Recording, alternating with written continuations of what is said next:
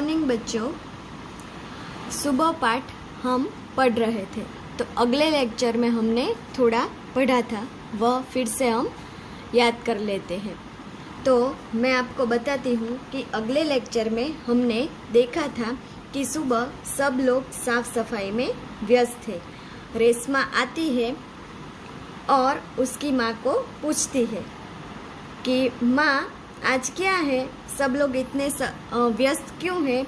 उसकी माँ उसे बताती है कि त्योहार का दिन है बेटा, इसलिए सब लोग साफ सफाई में व्यस्त है। सब लोगों को देखकर रेशमा को भी साफ सफाई करने में, सब लोगों को मदद करने में उसको भी इच्छा होती। वह सब लोगों की मदद करना चाहती है, लेकिन उसे पोलियो की बीमारी थी। वह 5 साल की थी तभी से उसे पोलियो हुआ था और उसके दोनों पैर बेजान बन गए थे। लेकिन रेशमा हिम्मत वाली लड़की थी। शुरुआत में वह दूसरों की मदद अवश्य लेती थी, लेकिन जब वह 11 साल की हुई तो तभी से वह सब काम खुद करने लग गई थी और वह दूसरों पर निर्भर नहीं होना चाहती थी। इतना हमने अगले लेक्चर में देखा था, तो अब हम आगे देखेंगे। परिवार के सभी सदस्य, पिताजी, छोटा भाई गोलू, दादी जी, दादाजी, सभी उसे बहुत प्यार करते थे। वह सबकी आंखों का तारा है। बच्चों, यहाँ मुहावरे दिए गए हैं। आंखों का तारा यानी कि बहुत प्यारा होना, यानी कि रेशमा भी सबकी लाडली थी। उसे भी सब लोग बहुत प्यार करते थे। माँ ने रसोई घर में सारे बर्तन, डिब्बे, बोतलें नीचे उतार कर साफ कर दिए थे। उन्होंने रेशमा को आवाज़ दी, रेसू, अगर तुमने नाश्ता कर लिया हो तो काम में मेरा हाथ बटाओ। यानी कि उसकी माँ उसे काम करने के लिए नीचे बुलाती है। यहाँ एक दूसरा मुहावरे का अर्थ है हाथ बटाना, यानी कि काम में मदद करना। हाँ माँ, मैंने नाश्ता कर लिया है। दूध का मेवे वाला दलिया बहुत अच्छा बना है। माँ, मैं हाथ धोकर अभी आती हूँ। रेशमा अपनी कुर्सी को धकेलते हुए रसोई घर में पहुंची। रेशमा माँ को बर्तन, डिब्बों पर लेबल लगाकर पकड़ाती गई और माँ उन्हें व्यवस्थित ढंग से सजाती गई। रसोई घर फिर से चमचमाने लगा।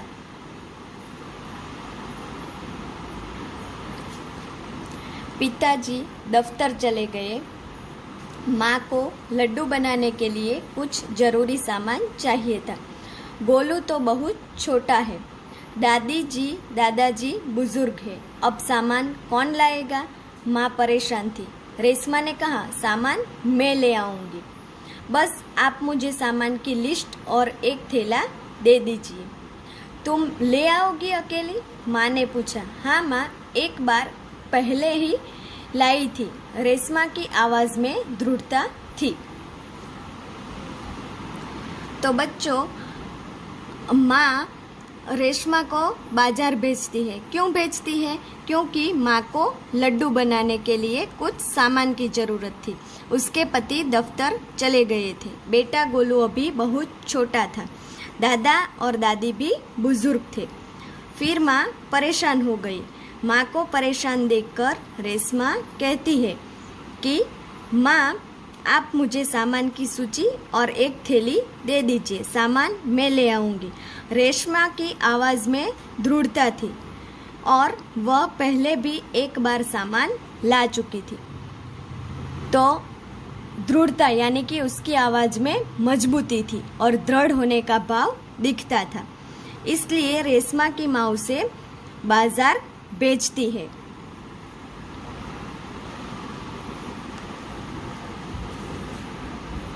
तो ठीक है, तुम ही ले आओ, लेकिन ध्यान से जाना, सारा सामान नुक्कड़ वाली दुकान से ही मिल जाएगा। नुक्कड़ वाली दुकान यानी कि नाका और गली के चौराहे पर जो दुकान होती है वह। थोड़ी देर बाद रेशमा सारा सामान लेकर लौटी। उसने गोलू को आवाज दी, गोलू ये लो तुम्हारे लिए टॉफी लाई हूँ। गोलू टॉफी पाकर खुशी से उछलने लगा। कुछ ही दिन बीते थे। एक दिन शाम को रेशमा का घर दियों के झिलमिल प्रकाश से जगमगाने लगा। पूरा मोहल्ला जगमगा रहा था। वहाँ रोशनी ही रोशनी थी। क्या जमीन क्या आसमान। दादी जी ने बताया कि दीपावली अंधेरे पर उजाले की जीत का त्योहार है। बुराई पर अच्छाई और असत्य पर सत्य की जीत होती है। इस दिन रावण को पराजित कर राम अयोध्या लौटे थे। उसी खुशी में यह त्योहार मनाया जाता है। रेशमा और गोलू बड़े ध्यान से दादी जी की बात सुन रहे थे। कुछ देर बाद सब ने मिलकर पूजा की और प्रसाद खाया। गोलू अपने दोस्तों के साथ पटाखे छुड़ाने में मग्न हो गया था। रेशमा अपने दादा दादी के साथ फुलझड़ियाँ जला रही थी। तो बच्चों यहाँ बताते हैं कि रेशमा का घर दियों से झिलमिल उठता है और उसके घर में दियों के झिलमिल से प्रकाश से सब पूरा घर जगमगाने लगता है। क्यों? क्योंकि दिवाली का त्योहार था। तो बच्चों यहाँ बताया गया है कि दिवाली का त्योहार क्यों मनाया जाता है। तो दिवाली अंधेरे पर उजाले की जीत का त्योहार है। बुराई पर अच्छाई और असत्य पर सत्य की जीत होती है। तो दीपावली का त्योहार किस खुशी में मनाया जाता है। तो दीपावली का त्योहार इस खुशी में मनाया जाता है कि इस दिन श्री राम रावण को पराजित करके अयोध्या लौटे थे। तो राम की आने की खुशी में यह दीपावली का त्योहार सब लोग मनाते हैं और इसकी आने की खुशी में सब लोग अपने अपने घर दिए जलाते हैं। यह हमें यहाँ बताया गया है। और फिर रेशमा की दादी गोलू और रेशमा को यह कहानी बताती है। कुछ देर बाद सब लोग पूजा करते हैं और गोलू और रेशमा प्रसाद खाने में और पटाखे छुड़ाने में मग्न हो गए थे। रेशमा अपने दादा दादी के साथ फुलझड़ियाँ जला रही थी। इतने में रेशमा ने क्या देखा कि गोलू ने जिस पटाखे को बुझा हुआ समझकर छोड़ दिया था उसमें से चिंगारियाँ निकलने लगी हैं। गोलू की पीठ पटाखे की तरफ थी। रेशमा चिल्लाई, गोलू गोलू बच्चों तुम्हारे पीछे पटाखा है। पटाखों के शोर में रेशमा की आवाज दब गई।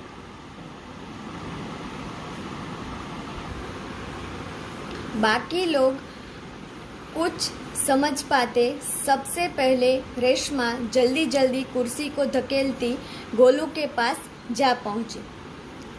उसने गोलू को जोर से धक्का दिया और खुद आगे निकल गई। अपनी कुर्सी की गति के कारण धड़ाम जोर से धमाका हुआ। रेशमा की फुर्ती ने गोलू को जलने से बचा लिया। गोलू को कुछ समझ न आया कि उसे धक्का किसने दिया और क्यों दिया। धमाके की आवाज़ सुनकर माँ पिताजी भी बाहर दौड़े।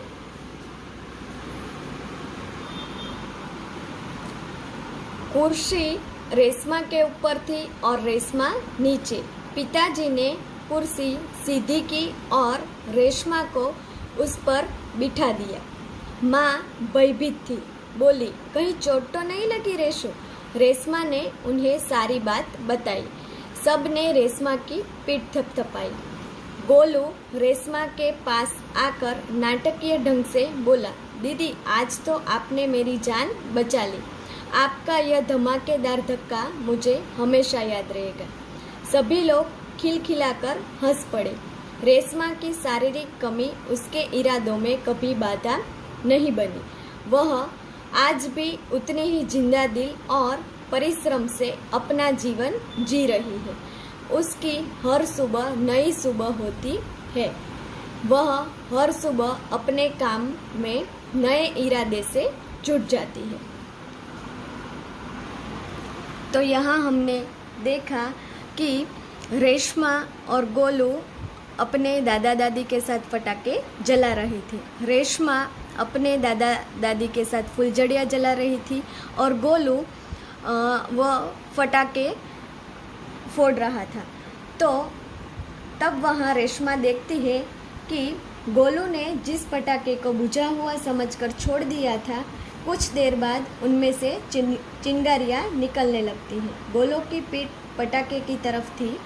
रेशमा ने यह देखा और वह चिल्लाई और गोलू को हट जाने के लिए कहा, पर शोरगुल के कारण उसे आवाज़ नहीं सुनाई दी गई। रेशमा जल्दी जल्दी से अपनी कुर्सी को ढकेलती हुई गोलू के पास पहुंचती है और उसे धक्का मारकर खुद आगे निकल जाती है। उसी समय पटाखा जोर से फूटता है। इस प्रकार वह गोलू को बचाती है और सब लोग रेशमा की पीठ थपथपाने लगे। क्योंकि उसने सूझबूझ से अपने भाई गोलू को पटाखे से जलने से बचा लिया था।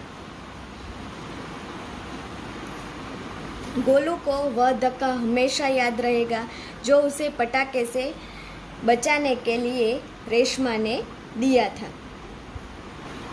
तो बच्चों, यहाँ हमें पता चलता है कि रेशमा एक जिंदा दिल और परिश्रमी लड़की है और वह अपना काम खुद करती है।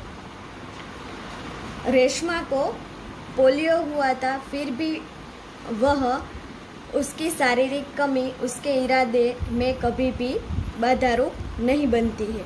वह अपने सारे काम स्वयं करती है और वह अपने काम के लिए किसी पर निर्भर नहीं रहती है। घर के कामों में भी वह पूरी लगन से अपनी माँ को हाथ बटाती है। अपनी पहिएदार कुर्सी पर बैठकर वह बाजार से सामान ले आती है। सचमुच रेशमा एक जिंदा दिल लड़की है। यह इस पाठ में हमें बताया गया है।